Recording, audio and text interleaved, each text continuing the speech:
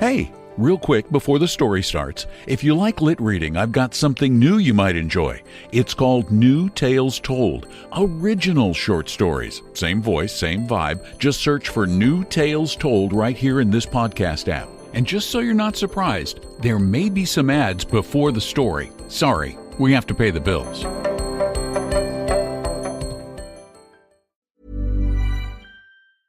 Take control of the numbers and supercharge your small business with Xero. That's Xero. With our easy-to-use accounting software with automation and reporting features, you'll spend less time on manual tasks and more time understanding how your business is doing. 87% of surveyed U.S. customers agree Xero helps improve financial visibility. Search Xero with an X or visit Xero.com/ACAST to start your 30-day free trial. Conditions apply.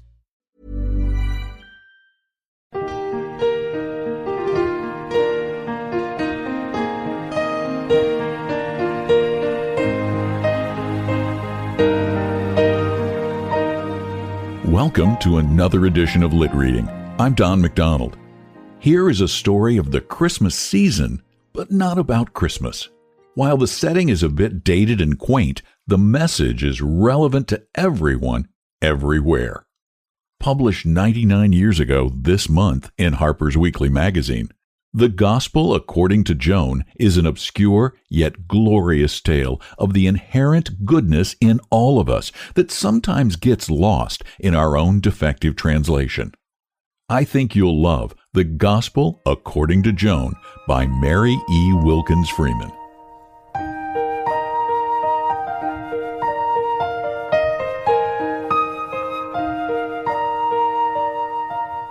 My!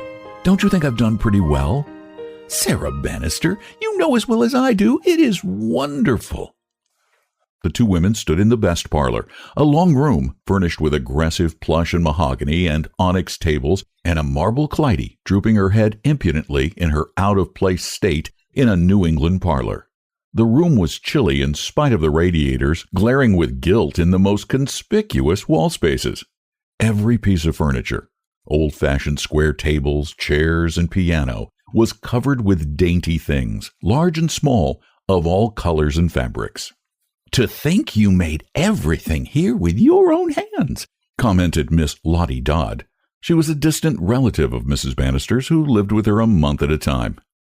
"Yes, and the worst of it isn't quite a week to Christmas, and I haven't got the things done yet."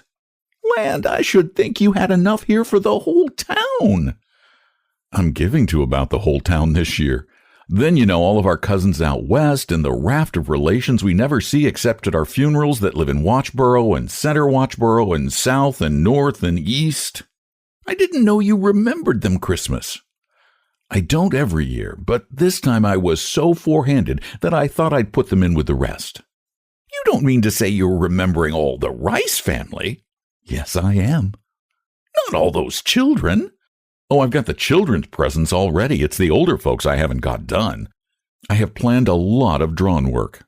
"You do that so beautifully," said Lottie. She was a tiny woman snugged in a lavender wool shawl. The tip of her sharp nose was red. Her blue eyes were tearful from cold and enthusiasm. Lottie was prey to enthusiasms, even petty ones. "I've got a lot more to do.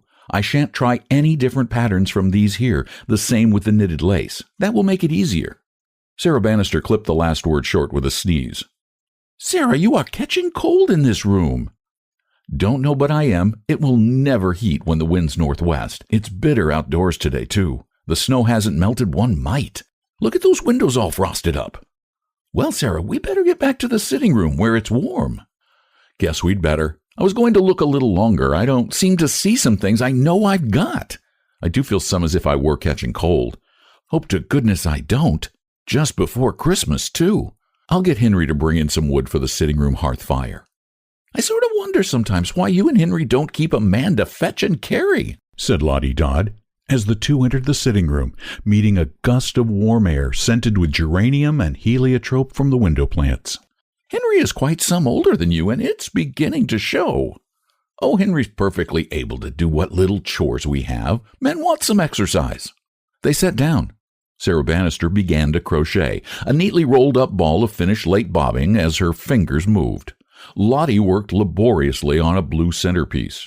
"It's certainly lucky you are so well off, Sarah." "Yes, I realize it is. Henry never saved much, but I have enough for both, thanks to poor father. I never spend a cent, but I think of him. He used to talk so much to me about not being extravagant." "Oh, Sarah, as if anybody could accuse you of that." Sarah started, but she continued talking. "Poor father used to say, I remember it as if it were yesterday. 'Sarah, it's easy enough to get money for those who have the right kind of heads and work, but it takes more than heads to keep it. That's a gift.'" Lottie Dodd, impecunious, who had never benefited much from Sarah's riches except in the somewhat negative way of food and cast-off clothing, looked reflectively at the large, flat, rather handsome face. Sarah stared sharply at Lottie, who did not speak. Silence and immobility make a fool inscrutable. Sarah suspected. "Now you wouldn't believe, Lottie Dodd, how little some of these things in here," she shrugged her shoulders toward the parlor, "cost." "You don't mean it." Lottie's voice was as blatantly innocent as a lamb's. "Yes, I bought a lot at the 5 and 10 cent stores, and I had nice pieces of silk and satin and lace, and I mixed them in, and you'd never know. I thought of poor father every minute I was in these 5 and 10 cent stores. They would have suited your dear pa." Again, the look of suspicion was in Sarah's eyes, to disappear before the other woman's innocent expression. Then the doorbell rang with a loud clang. "Sakes alive! Whoever can that be such a cold afternoon?" said Mrs. Bannister. "Maybe it's a peddler." "Well, if it is Eva Moose's, I will never allow a peddler in my house." Sarah Bannister sneezed 3 times. "Let me go to the door," said Lottie Dodd. "You have caught cold, sure's fate. Let me go, dear." In Lottie's voice was a faint, very faint inflection in which she betrayed her consciousness that she was a year and a half younger than Sarah. To Lottie that meant, when she so desired, the feebleness of age for Sarah, juvenile agility for herself. Sarah recognized that inflection. "I rather guess I'm as able to go to the door as you," she retorted. She thrust her face almost into the other's in a way she had when irritated. "It was only on account of your cold, dear," protested Lottie, shrinking back. "I haven't got any cold. If you're trying to wish one on me, you can just stop. Sneezing don't prove you've got a cold." "Why, Sarah?" Sarah stepped majestically doorward as the bell rang. She walked on her heels, as she had a trick of doing when she was feeling unusually self-sufficient. Lottie peeked around the curtain over the pots of geraniums, but she could see nothing. She could hear voices, and the wind came in the cracks of the sitting-room door. The front door closed with a bang, and Lottie darted back to her chair. She expected to see Mrs. Bannister enter irate after turning away a peddler, but after Sarah entered a young girl, hardly more than a child. "Go right to that hearth fire and sit down and get warm through," ordered Mrs. Bannister. She spoke in a stern voice, but her speech ended in a beautiful cadence. When the child was seated before the fire, which Sarah stirred to a higher blaze and piled with more wood, she gazed at the young face reflecting the red glow, and smiled in a way that made Lottie gaze wonderingly at her, and suddenly remember that years ago, so many years that she had forgotten, Sarah Bannister had lost a daughter about the age of this girl. Meantime, Sarah Bannister was removing the girl's extraordinarily shabby hat and pulling off gently her shabbier coat. The girl resisted the last a little, but her small, timid voice murmured something about her dress. "Never mind your dress," said Sarah. "You will get warmer with these off." As she spoke, she laid the coat and hat on a chair rather gingerly. Such rags as the coat disclosed, such rags of a red silk lining, and such a sinfully draggled feather decked the old hat. Sarah turned to look at the girl. Lottie was looking. Lottie had her mouth slightly open. Sarah gasped. The girl sitting there meekly, almost limply, was a darling of a girl, judging from her little face. It was very pale now, but with a velvety pallor of a white flower.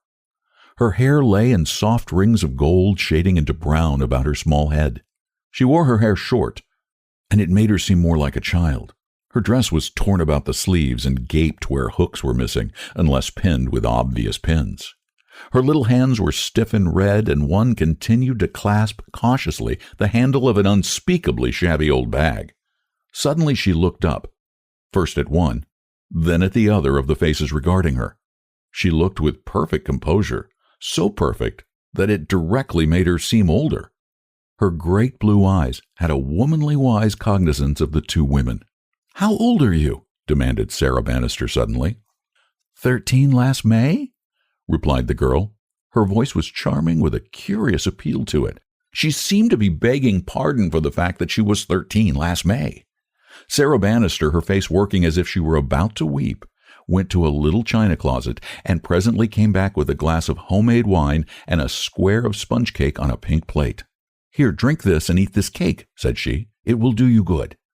She set a small table beside the girl and placed the wine glass and the cake on it. "Thank you, ma'am," said the girl. She began to eat and drink rather eagerly. She was evidently famished, but very gentle about it. She still retained her hold of the bag. Lottie spoke for the first time. "What have you got in that bag?" said she, rather sharply. The girl flashed her blue eyes at her in a frightened but defiant way. "Things to sell," she whispered. Lottie looked at Sarah. So she was a peddler after all. Sarah did not return Lottie's glance. She spoke to the girl. "When you have finished your cake and wine and get real warm, I will look at the things you have to sell," said she softly. "Thank you, ma'am."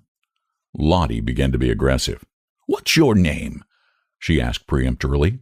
"Don't speak so sharp, Lottie," said Sarah. "You will scare her half to death. She's nothing but a child. She was half frozen. She was standing there on the doorstep shaking from head to foot, poor little thing. Half dressed, too, on such a day as this." Sarah glanced at the heap of wool and red silk rags on the chair and remembered a nice thick wool coat in the closet of a certain chamber. Lottie asked again, but more gently, "What is your name, little girl?" "Joan Brooks." "Oh, I know her," said Lottie with an accent of slight scorn. "Her father's that broken-down minister. He fills the pulpit sometimes when Mr. Whitman has bronchitis." "He preaches very well, too," said Sarah kindly. "Father is not broken down. He stands up as well as you do," said Joan unexpectedly. Then she began to rise. "Where is my coat?" said she. "You sit right down, child," said Sarah. "She didn't mean a thing. Of course your father isn't broken down. We always speak that way of a minister who doesn't preach regularly." "Father used to preach regularly," said the girl eagerly. "But after we moved here, the church he came to preach in burned down." "That was the Little Hyde's Corner church," interpolated Lottie. Sarah nodded. "He preached regularly there," stated Joan, "until the fire." "What does your father do now?" asked Lottie. "He preaches for other ministers a great deal, and between whiles he goes about taking orders for a beautiful book on the Holy Land." Lottie looked at the geraniums, and her lips moved inaudibly. "Peddler." "We don't have as much money as we did before the fire," stated the little girl, "and we don't have much of anything to give away. That is why—" She stopped. Sarah caught up the bag which Joan had placed on the floor beside her. "Well, let us see what you have to sell," said she. Sarah opened the bag, and Lottie stood looking over her shoulder. "My," said Lottie, "what lovely drawn work! And it's just the same pattern as that bureau scarf you made for your cousin Lizzie, too. And I wanted one like it for her married sister, Jenny. How much is this, Joan?" Joan mentioned a price. Lottie paled, and her mouth dropped when Sarah Bannister, so careful of money, said she would take it. She also bought, for a large sum, a beautiful tablecloth with embroidered corners for the minister's wife. "That's just like the one you made yourself for Mrs. Lester Sears," said Lottie. She thought Sarah Bannister must be losing her wits. "There's that same cornucopia in one corner, and a cluster of daisies in another," she mentioned feebly. "I know it," said Sarah defiantly. "Why shouldn't it be the same? It's a common pattern. I made that tablecloth for Mrs. Sears because she was so good when I was sick with the grip, sending in things most every day. I wanted to make something for the minister's wife just as nice, because she and Annie Sears are so thick, and because we all know the minister isn't very popular, and I feel sort of sorry for her, but I didn't have the time or strength to make it. This is a real godsend." "You'll have to tell her you didn't make it," remarked Lottie maliciously. "I am not in the habit of either telling or implying a lie," replied Mrs. Bannister. Then she turned suddenly to Joan. "My dear, who made these pretty things?" Joan crimsoned, then paled, but she lifted clear eyes of truth to Mrs. Bannister. "A lady." "What lady?" "A lady." "But what is the lady's name?" "I would rather not tell her name." Sarah looked at Lottie and spoke with lip motion. "Her mother." Even skeptical Lottie nodded. What's so likely as the broken-down minister's wife might do this exquisite work and send her little daughter out to sell it? Sarah was examining the tablecloth. I am sure it is a little different from mine, she reflected. The bunch of daisies is larger. Lottie nodded. Looks so to me. Sarah laid down the tablecloth and took up some knitted lace. This is almost exactly the pattern of mine, and I did want to knit some for Daisy Hapgood. I am so glad to get this. The more Sarah Bannister bought, the more the little girl's face beamed. Her cheeks flushed, her blue eyes gleamed. Sarah kept gazing at her with loving admiration. As she bought everything in the bag, Joan seemed fairly quivering with delight. She held her pretty upper lip caught between her teeth lest she break into sheer laughter. I will take this handkerchief with the embroidered G, said Sarah. It is just what I wanted to tuck in a letter to Ella Giddings. I thought I saw one in the parlor just like that, said Lottie. So you did. Similar. Mine has a queer little quirk at the top of the G, and that is for Emma Gleason. I wanted to make another for Ella. Lottie, do you mind going upstairs and bringing down my little black silk shopping bag? My purse is in it. I don't want to go through that cold hall. I have got the grip. I almost know it, said Sarah when the bag was empty. While Lottie was gone, Mrs. Bannister and the girl added up items rapidly on the back of an old envelope. Sarah was economical with paper. Sarah added with zeal, and her hand was over the sum total, and she had time to shake her head with finger on lips when the door opened. The girl nodded. She was only a child, but she understood. The other lady was not to know what the things cost. Lottie cast a sharp glance at the gleam of white paper in Sarah's cautious hand. Whatever made you hang that bag up in the closet when you always keep it in the top bureau drawer? Said she. I had an awful hunt. Thought I would never find it. I remember hanging it there when I hung up my coat when I came home yesterday, replied Sarah calmly. Sarah loosened the strings of the bag. Lottie watched like a cat. Sarah took out her nice black leather pocketbook. Lottie craned her neck. Sarah bent over the pocketbook, hiding her proceedings, counting out money, folding it in a nice little roll, and gave it to Joan. There, she said kindly. That is right. Now you had better run and give it to your mother. I shall not take this money to mother, said she. She will not expect it. It is my money. Father and mother wish me to be independent. I have this money for Christmas presents, and I shall have to see to them myself. Joan rapidly slipped into her ragged coat. Sarah thought of the warm one upstairs, but did not somehow feel like mentioning it. You mean to say you don't tell your mother about this? Said Lottie. Mother does not wish me to tell her everything, said Joan. Father does not either. They say I should lose my individuality. No danger, seems to me, said Lottie. When the girl had gone and was disappearing down the road, a red flag from the silken lining of her coat blowing back stiffly in the wind like an anarchist flag, the women stood at the window watching her. She is a darling little girl, remarked Sarah with an absent air. Lottie looked at her. Directly there came before her mental vision the freckled face, the long nose, the retreating chin, the weak eyes and stiff sandy hair of Sarah's departed daughter, long in her little green grave. She thinks this beautiful girl looks like her, Lottie reflected. Directly Sarah spoke in a breaking voice and tears rolled down her cheeks. She is the living image of my Ida. Lottie lied for the sake of her own heart. Yes, so she is. Then you saw the likeness? How could I help it? Want me to take these things into the parlor and put them with the others? Offered Lottie. You mustn't go in there with such a cold as you've got. I put them in the secretary here, said Sarah. There's one drawer without a thing in it. I want to look them over again, and everything will have to be done up and addressed out here anyway. Remind me to send to the store for some more Christmas ribbon tomorrow morning. Sarah folded the dainty things she had bought and laid them carefully away in the secretary drawer. Then she seated herself in her rocking chair and took her pocketbook out of her black silk bag. She looked up and saw Lottie's sharp eyes turn away. She laughed, and the laugh had a tang in it. Well, Lottie, said she, if you want so much to know what I paid for the things, I am perfectly willing to tell you, although I cannot imagine why you want to know. I am not in the least curious myself. Lottie flushed suddenly. She tried to smile. I ain't curious, she replied. I never was. What makes you talk so, Sarah? It sounds sort of hateful. Sarah paid no attention. The things cost $23.79, she said coolly. My goodness! Yes, just $23.79. Very swiftly, Lottie sped her own little shaft. Why, Sarah Bannister, I never knew you spent as much on Christmas presents in your whole life. You have never had the name of being as free as all that. I didn't deserve it, said Sarah. All those things made up in the parlor didn't cost $15. I told you they didn't cost much, and they didn't. And you laid out all that money on these things? I didn't have to work on these, and the work means a good deal when you're tired out and coming down with the grip. And besides, Sarah hesitated, then she finished with a defiant accent, when I saw that darling little girl, the exact image of my dear lost Ida, I felt almost ready to mortgage the place to buy her out. Well, all I can say is I am beat, remarked Lottie. If anybody had told me that you would spend $23.79 buying Christmas presents from a peddler, I should say if you did, you had gone plumb mad. She wasn't a peddler, Lottie. That girl is the daughter of a minister of the gospel.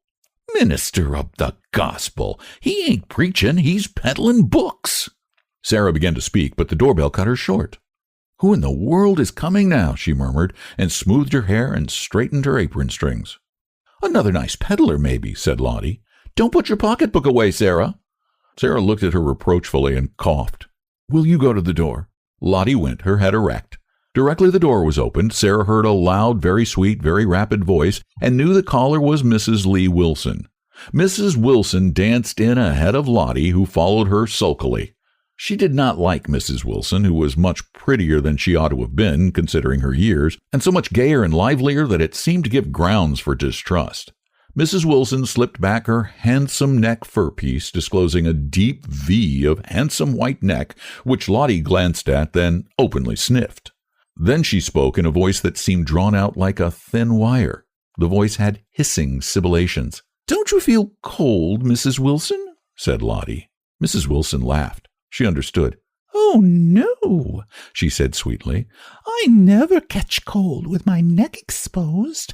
Don't you think I am lucky to have a neck good enough to keep up with the styles? A woman does look so old-fashioned now with a high collar. Lottie flushed. I care more about decency than I do about style, she snapped. Her animosity was no longer disguised. Mrs. Wilson laughed again. Well, it is nice to have a neck long and thin like yours in case the style's changed, and they are bound to, and I look like a freak with a high collar, she said good-naturedly. But Sarah Bannister, and you too, Lottie, I didn't come here to discuss low necks and high collars. I came here about that Brett family. You remember the talk when the father ran away and left those 6 children after the mother died of quick consumption? I thought an aunt came or something, said Sarah. So she did, and stayed quite a while, and then there was a report that she had gone away and taken the children. You know, at first we thought the town would have to do something about it. Did the aunt take them away? Asked Lottie. Why, no, it seems she didn't. The minister's wife saw the oldest girl. She's a pretty little thing, you know, dragging a small one on a sled yesterday. She said both children looked well-dressed and well-nourished, but the eldest girl wouldn't tell her who was looking after them. Guess the aunt came back, said Lottie rather indifferently. Lottie was always indifferent when it came to large families of the poor. It had always vaguely seemed to her like something immoral. Sarah looked interested. Why, it seems as if the aunt must have come back, said she. If they looked as well as you say. How old is the eldest girl? Oh, they are all young. She can't be more than 8, a very pretty child with red gold hair. They're all shy, won't talk. When I came about— Mrs. Wilson hesitated a moment. She colored a little and laughed confusedly. Well, I suppose we've all been rather lax about those children. I had a letter from Mrs. S. Walsingham today, and how she had heard of the case I don't know, but she had, and she reminded me very politely, but she reminded me all the same, that she was making an annual donation to the Ladies' Aid Society for just such cases. She said she presumed her letter was useless, for doubtless we had already looked into the case. She knew we hadn't. Somebody in this town has told her. Lottie nodded her head in a sideways direction. Mrs. Wilson laughed. I dare say you are right, she agreed. Emmeline J. and her mother are always on the watch ever since they stopped going to church because they thought the minister before this one preached at them all. Well, anyway, Clara Walsingham wants to know, and of course she has a right." "Just like Clara to write that sort of letter," said Lottie. "Why can't folks come right out? I hate beating around the bush." Mrs. Wilson giggled. "As for me, there never was a bush handy to beat around. I had to come right out and say my say. Well, the fact is, not a woman of the society knows a thing about these little Brett children, and who is going to begin? I would, but my little boy is sick, and I suspect measles. I can't carry measles into a poor and deserving family. The minister's wife said she would right away, but her sister with her 4 children has come to spend Christmas with her, and she has her own 3 and no help. She says after Christmas she can do anything." "I'll go tomorrow," said Sarah reflectively. "But I think I've taken cold, and it seems selfish, but I must get my presents off. I got rid of working on more, for I bought a lot, but I have a quantity to do up." The 2 women looked at Lottie. She sat with her chin high, gazing out the window. "Christmas is right here, next week Thursday," remarked Mrs. Wilson helplessly. "If my cold is better, I will go and see these children tomorrow, presents or no presents," said Sarah firmly. Lottie looked over her shoulder at her. "'Twon't be any better. You've got fever now. Look at your cheeks." As Sarah could not very well look down at her own cheeks, and there was no mirror in the room, she glanced at Mrs. Wilson for confirmation. She nodded. "Your cheeks do look pretty red," said she. "I'll wait and see how I feel in the morning," she said, as Mrs. Wilson rose to go. In the morning, Sarah was no worse and no better. The weather was severe. The wind was very high. Sarah decided to have Lottie bring the presents out from the icy parlor and see if she could not get them ready for mailing during the day. "By doing that," said she, "I can have tomorrow to go and see those Brett children.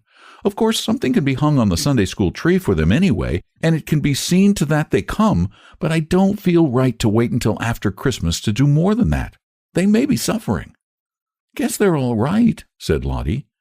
"When there's such a tribe as they, somebody bobs up and looks after them." Lottie deposited with care her first load of dainty things from the parlor. Sarah, muffled in a white wool shawl, sat out of the draught from the open door. Lottie went back and forth. She laid the things on the table, the sofa, on the chairs. "Well, this is all," she said finally. "All?" "Yes, I brought out everything. You haven't things put away in other places?" "No, only those I bought from the little girl yesterday. They are all in the secretary drawer." "Sarah Bannister, where is that beautiful embroidered tablecloth that we said was so much like the one you bought?" said Lottie suddenly. "I don't remember bringing it out." "No, don't you go to handling all these cold things. I'll look myself." Lottie examined everything. Sarah watched. She was rather pale. Finally, Lottie came forward and stood before Sarah with a determined air. "That tablecloth ain't here," said she. "It must be." "It ain't. When I look, It ain't." Sarah stared at her. "Some other things ain't here, too," said Lottie. "What?" "A lot of doilies, a lot of other things." Sarah gasped. "Where do you think?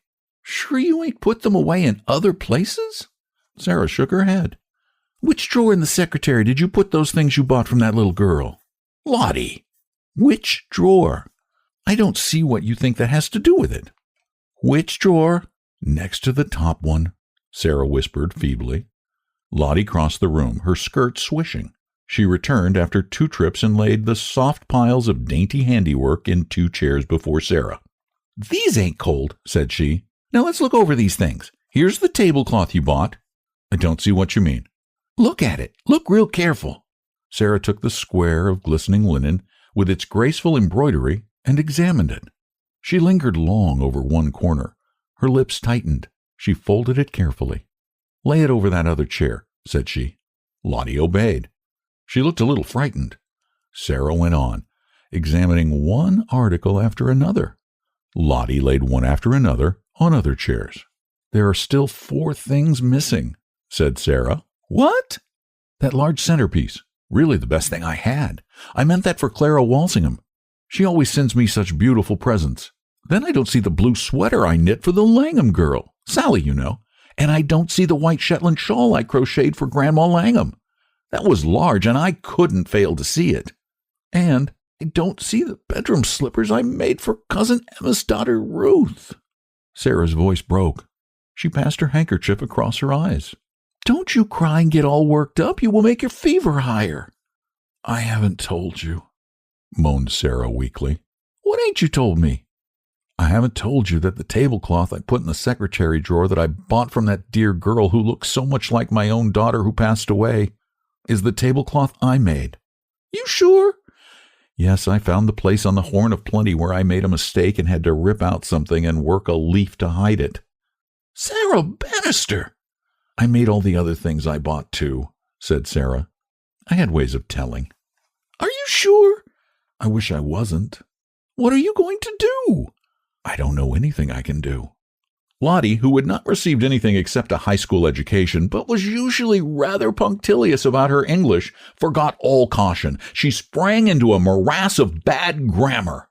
She ought to be took up, she said with decision. Lottie, that darling little girl, darling little lamb of Satan. She looked so. If you say another word about her looking like your Ida, I shall begin to wonder what your Ida really was, likening your old flesh and blood to a thief and a liar. Come to think of it, she didn't lie. She wouldn't tell me the name of the lady who made the things. Oh, well, if she only stole, she ain't quite so bad. I shouldn't wonder, returned Lottie sarcastically, if there wasn't going to be no question of brimstone for just plain stealing. Why, Lottie, how you do talk. What has got into you? Sarah said weakly. Then she began to weep again. The doorbell clanged. Lottie ran to the window and peeked. It's a man, she whispered. Wipe your eyes, Sarah. It's the minister. I know him by his pants. He's the only man that don't go to the city to work that wears creased pants in the morning in this town. Wipe your eyes, Sarah. You don't want him to see you been crying? I don't care, wept Sarah. I'm going to tell him the whole story and ask for his advice. What's a minister for? He can offer up the question to the Lord in prayer. If he don't offer it up to his wife, it's all right, Lottie said in a loud whisper on her way to the door. When she returned, the minister, Silas Whitman, followed her. He had removed his topcoat and appeared clad in clerical black, shabby but tidy and beautifully kept. Silas Whitman's salary forced careful keeping and nearly prohibited expenditure. He was a very small man, fair, with high, light eyebrows, and light hair growing stiffly from his forehead. As a result, he had a gentle, surprised expression. He took a chair near Sarah Bannister, and she went on at once with her story. Silas listened, and his expression of surprise deepened to one of positive pain. The minister was not exactly a success in this particular parish. He realized it forlornly, but saw no way out. He was a man whose genuine worth and attainments were dimmed by his personality. He was like a rather splendid piece of trained mechanism doomed to one track, which did not allow him to even use many of his abilities. He was overeducated for a little New England village. He was overinformed. Mentally, he towered above them like a giant among Lilliputians. There was not among them a man or woman to whom he could betray his everyday thought of the great present of the world. No one could have understood. During the war, he had done his best to discharge his duty to his God and his country among a people whom the war, in spite of their Red Cross work and their contributions to the expeditionary forces, never reached. It came the nearest to reaching them when the profiteers hid the sugar and the scarcity began in the stores, when Mrs. A couldn't make a currant gel, and Mrs. B couldn't make peach preserve, and Mrs. C and all the rest of the alphabet could not bring sweet cake to the ladies' aid parties, when the men missed the sugar from their coffee. Then it seemed to the minister as if through the fruit and pickle season his good New England people peered up and out, almost enough to smell powder and hear the roar of the cannon. At that time the minister preached 2 war sermons to full congregations and had hopes. However, after the fruit season, the people settled back in their ruts of the centuries. Silas, sitting there listening to Sarah's strange story, considered how she seemed knocked out of her tracks now, but how soon she would regain her step. It seemed a pity. Just now she was dramatic and interesting, and at the crucial moment of the tale, when Sarah had missed the 4 treasures, the doorbell rang, and Lottie, peering out of the window, announced, "It's her." "I am so glad you are here," Sarah said to the minister. Then in the next breath she plucked at his sleeve as the door opened and begged in a whisper, "Better let me speak to her first. She's only a child." The minister nodded, and Lottie re-entered, leading Joan, or rather pulling her, for the little girl seemed to resist. "Come here, dear," said Sarah. "Don't be afraid. Nobody is going to hurt you." The little girl, carrying her bag, which did not seem so full as yesterday, allowed Sarah to put her arm around her. "Now, dear little girl," said Sarah, and her voice trembled, "I must talk to you, and—" The child interrupted. "What's the matter?" she inquired with the sweetest air of pity. "The matter?" murmured Sarah. "Yes, ma'am. The matter with you. You have been crying and look worried." "So I am," said Sarah, stepping into the open emotional door. "I am worrying about you." The child regarded her with great blue, troubled eyes. "I am very well, thank you," said Joan. "Please don't cry any more about me. I haven't any stomach ache or toothache, and I said my prayers this morning, and there's nothing ails me truly." Sarah gasped. "Do you feel that you have done just right?" "Yes, ma'am." "Are you a little girl who loves God?" "Yes, ma'am." The minister's face twitched. He coughed quickly and drew his handkerchief and blew his nose. Lottie eyed him sharply. Sarah looked bewildered. The minister looked from her face to the perfectly open, ready to answer one of the child, and he coughed again. "What have you got in your bag today?" Sarah inquired, rather hopelessly. "The other things to sell." "What other things? Open the bag." The girl obeyed at once. She drew forth one by one the missing articles of Sarah's collection. She eyed them admiringly.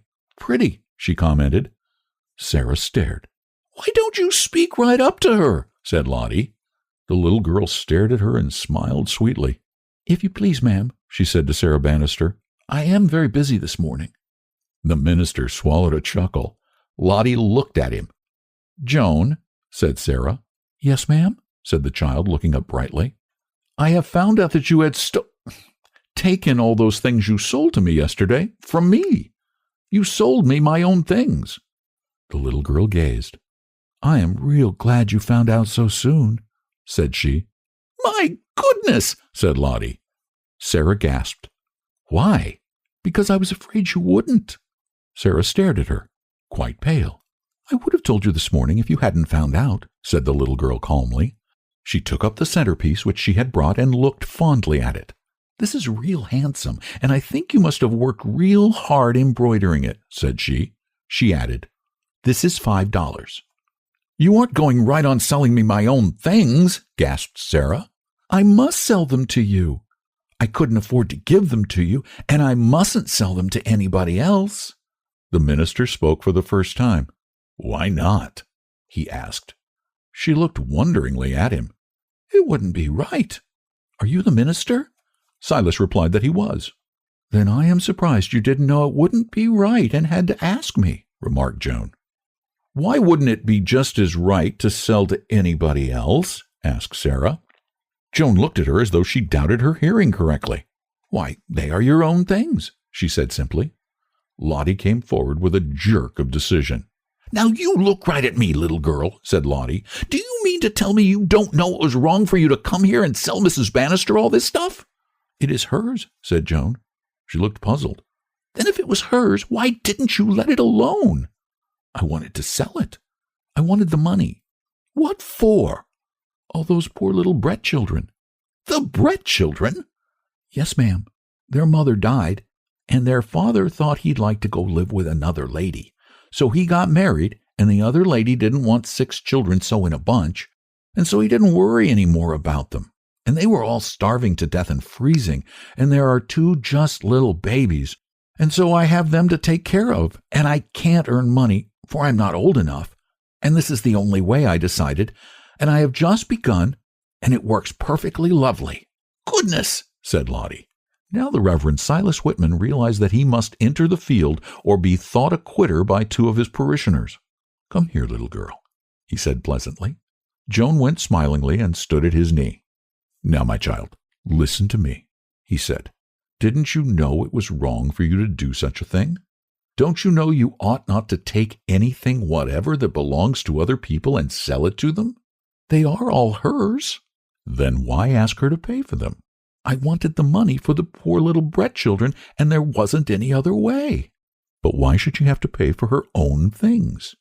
"Because she hadn't given any money to the Brett children, and I didn't begin to ask what they are worth." Don't you know it is wrong? No, sir. Do you realize what you have done? Yes, sir. Tell me what. Joan looked up in his face and smiled a smile of innocent intelligence. I opened one of the long windows in her best room, said she, and I took those things I sold her yesterday, and these I brought today, and I hid them in the Brett house.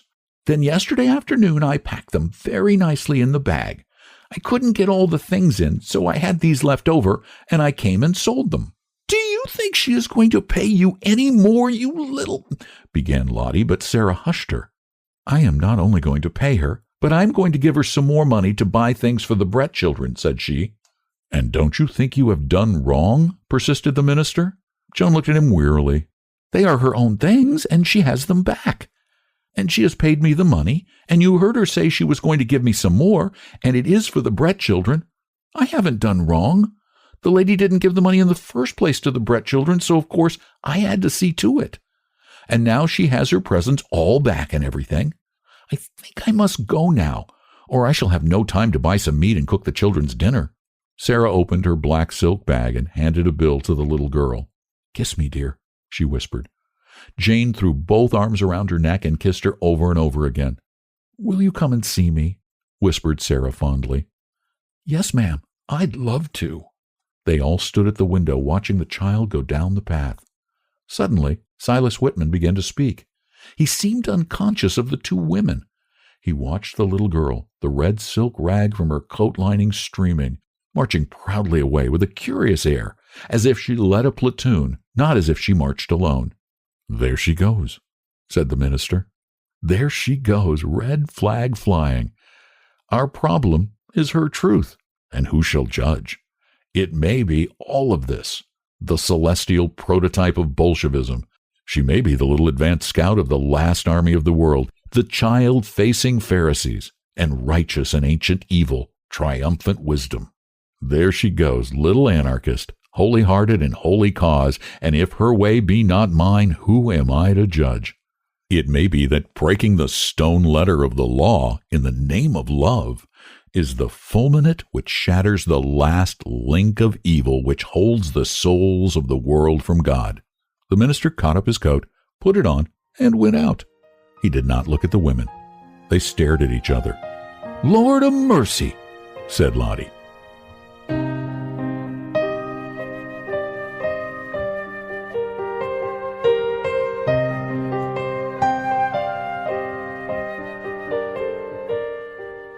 Mary Eleanor Wilkins Freeman is not one of the better-known writers of the Gilded Age, yet her stories quickly draw you in with their masterful realism. Before I started researching stories for LitReading, I knew nothing of her.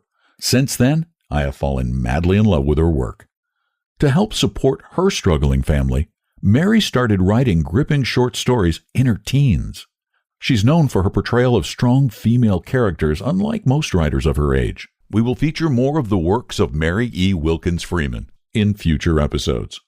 Thanks for listening to LitReading. I hope you enjoyed this episode, and if you get a chance, you'll tell a friend, subscribe, maybe even write a review. Thanks again for spending some time with me. I'm Don McDonald.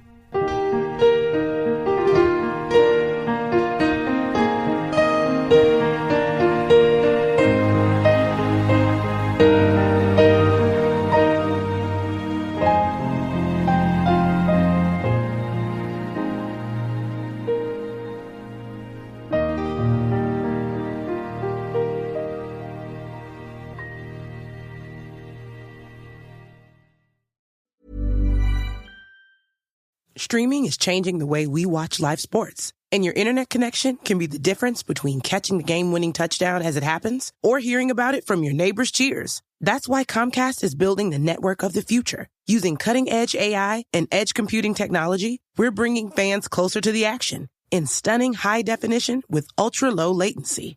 It's not just fast, it's game-changing. Learn more at ComcastCorporation.com/sports. Thanks for listening all the way to the end. You're officially a story finisher, and I appreciate that more than you know.